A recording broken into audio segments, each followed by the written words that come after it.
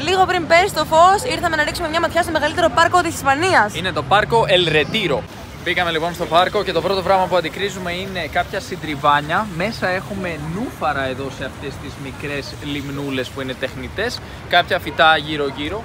Και έχουμε πάρα πολύ κόσμο ο οποίος βγαίνει διαρκώς, γιατί είναι φυσικά πολύ διάσημος τουριστικός προορισμός τη σήμερον ημέρα. Να πούμε ότι παλαιότερα αυτό το πάρκο ήταν ουσιαστικά κατασκευασμένο για την βασιλική οικογένεια, συγκεκριμένα για τον βασιλιά εδώ της Ισπανίας, και σε λίγο θα δούμε και το άγαλμά του, θα σας πω και σε ποιον βασιλιά αναφέρομαι σε λίγο. Άρα δεν ήταν ανοιχτό για το κοινό, ήταν μόνο για τον βασιλιά. Ακριβώς, ήταν ουσιαστικά η ιδιοκτησία της βασιλικής οικογένειας. Εδώ συναντάμε ένα συντριβάνι το οποίο είναι πραγματικά πανέμορφο και βρίσκεται σε πολύ ωραίο σημείο. Είναι κατά μία έννοια ένα κομβικό σημείο, το οποίο σου επιτρέπει να κινηθείς προς πολλές διαφορετικές κατευθύνσεις του πάρκου. Είναι σαν να βλέπω ουσιαστικά όλες τις επιλογές που έχω να πάρω εδώ και να μην μπορώ να διαλέξω, γιατί είναι πανέμορφο. Θα κινηθούμε μάλλον προς τα εδώ, γιατί θέλουμε να χωθούμε πιο μέσα, στο κέντρο του πάρκου αν θέλετε, να εντοπίσουμε μία λίμνη που υπάρχει κάπου εδώ. Φτάσαμε σε μία τεχνητή λίμνη και μάλιστα έχουμε και πάπιες οι οποίες αυτή τη στιγμή κολυμπάνε μέσα στη λίμνη. Και έχουμε και ανθρώπους οι οποίοι χρησιμοποιούν κάποιες βαρκούλες που είναι ενοικιαζόμενες εκεί στο βάθος. Βέβαια βλέπουμε και ένα άγαλμα του Αλφόνσο του 12ου. Του βασιλιά. Ναι, ο βασιλιάς Αλφόνσο ο 12ος ήταν βασιλιάς της Ισπανίας από το 1874 μέχρι το 1885. Βλέπουμε ότι οι άνθρωποι έχουν πάρει βαρκούλα, έχουν νοικιάσει βαρκούλα και κάνουν βόλτα μέσα στη λίμνη. Πάρα πολύ όμορφο μέρος, χαλαρωτικό, στην καρδιά της πόλης, μακριά από το καυσαέριο, μακριά από το θόρυβο. Ό,τι πρέπει για να κάνεις τη βόλτα σου, για να κάνεις πατίνι, τρέξιμο, οποιαδήποτε άλλη αθλητική δραστηριότητα. Μιλάμε για μια έκταση 300 στρεμμάτων, έτσι. Είναι τεράστιο, γι' αυτό είναι και το μεγαλύτερο της Ισπανίας, έτσι δεν είπαμε? Ναι, ακριβώς. Και βλέπουμε και το φεγγάρι πάνω. Μπορεί να ήρθαμε αργά, αλλά έχει και τα καλά του αυτό. Τι πανέμορφο πάρκο είναι αυτό.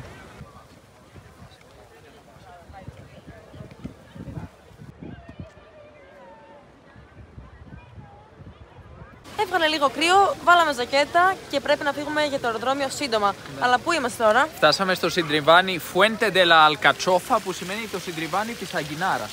Αγκινάρας, Το συντριβάνι σχεδιάστηκε το 1781 από τον Βεντούρα Ροντρίγκες. Εμένα μου αρέσει πάρα πολύ αυτό το πάρκο. Χαίρομαι πάρα πολύ που καταφέραμε να έρθουμε έστω και λίγο πριν αναγκαστούμε να φύγουμε για το αεροδρόμιο. Εδώ έχουμε άλλο ένα μια λιμνούλα, έτσι. Πανέμορφο μέρος. Δεν ξέρω, εμένα οι εντυπώσεις μου από τη Μαδρίτη είναι πάρα πολύ θετικές. Βέβαια, όσο πιο λίγο χρόνο έχεις, νομίζω τόσο πιο πολύ εκτιμάς και ένα μέρος. Δεν προλαβαίνεις να δεις τα αρνητικά. Πραγματικά, έτσι είναι. Εμένα μου έκανε εντύπωση το πόσο μεγάλη πόλη είναι, πόσο πληθυσμό έχει. Μου θύμισε σε κάποια στοιχεία το Λονδίνο, αλλά ταυτόχρονα μου φάνηκε πολύ πιο προσβάσιμη η πόλη. Δηλαδή, μπορείς να πας με τουκ-τουκ κάπου, μπορείς να πάρεις πατίνι, μπορείς να πάρεις εύκολα λεωφορείο και μετρό. Βέβαια, δεν τα πήραμε σήμερα, αλλά είχα ψάξει λίγο στο διαδίκτυο να δω πώς μπορούμε να το κάνουμε και θα μπορούσαμε να κινούμαστε με μετρό αν θέλαμε. Θεωρώ ότι ας πούμε κάπως οι αποστάσεις μας βόλεψαν για το κέντρο να κινηθούμε σε πολλά μέρη μέσα σε ελάχιστες ώρες. Και τώρα πάμε στην τελευταία μας στάση που θα είναι το Παλάσιο Ντε Κρυστάλ. Φτάσαμε στο Παλάσιο Ντε Κρυστάλ, αλλά δυστυχώς είναι υποκατασκευή. Κάνουν κάποια αναστήλωση εδώ δυστυχώς, κάποια ανακαίνιση, είναι κλειστό αυτή τη στιγμή. Χτίστηκε αρχικά το 1887 για να χρησιμοποιηθεί ως φυτόριο για τροπικά φυτά. Δεν μπορούμε να μπούμε. Δυστυχώς το είδαμε λίγο απ' έξω και πάμε να φύγουμε. Δεν πειράζει, εμένα μου άρεσε τόσο πολύ αυτή η βόλτα. Μπορείς να χαθείς μέσα σε αυτό το πάρκο, παύλα δάσος, ναι. Γιατί είναι τόσο μεγάλο που νιώθω ότι είμαι σε δάσος. Νιώθω τη δροσιά των δέντρων, νιώθω αυτή την όμορφη άβρα της φύσης. Πραγματικά, δηλαδή εδώ δεξιά πλέον που έχει αρχίσει να πέφτει και πολύ το φως, αισθάνεσαι ότι έχεις ξεμείνει σε κάποιο δάσος και φαντάζομαι μόλις πέσει εντελώς το φως θα είναι και λίγο δύσκολο να φύγεις από εδώ και να βγεις έξω. Ναι, αλλά έχει φώτα, τα οποία κάνουν ακόμα πιο μαγικό το τοπίο. Λίγο πριν φύγουμε τελικά πετύχαμε το Παλάσιο Ντε Βελάσκες, δηλαδή το παλάτι του Βελάσκες, το οποίο είναι ένας χώρος όπου γίνονται εκθέσεις τέχνης. Και έχουμε και πολλά αναψυκτήρια σε διάφορα μέρη του πάρκου. Εμένα μου κάνει εντύπωση πως ας πούμε κάτι που έχει χτιστεί το 1881 με 83 έχει διατηρηθεί τόσο καλά μέχρι σήμερα. Συντήρηση μήπως? Ναι, προφανώς οι Ισπανοί κάνουν πάρα πολύ καλή δουλειά, το είδαμε σήμερα. Η Μαδρίτη μας εξέπληξε πάρα πολύ θετικά. Μπράβο λοιπόν στους Ισπανούς και μπράβο στη Μαδρίτη. Γιατί γελάς?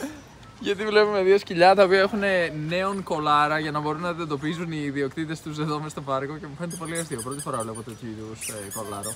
Κάπου εδώ φτάνει στο τέλος το tour μας στο Parque del Buen Retiro. Ένα πάρκο το οποίο χτίστηκε τον 16ο αιώνα, φτιάχτηκε για να το απολαμβάνει ο βασιλιάς της εποχής, ο Φίλιππος ο τέταρτος, αλλά μετά την επανάσταση εδώ στην Ισπανία έγινε δημόσιο πάρκο. Πολύ ευχάριστη βόλτα, υπέροχο πάρκο. Κρίμα που δεν ήρθαμε και λίγο νωρίτερα να περάσουμε λίγο παραπάνω χρόνο σε αυτό το υπέροχο πάρκο. Αλλά έμεινα πλήρως ικανοποιημένος. Ας μην τα θέλουμε όλα δικά μας. Έλατε.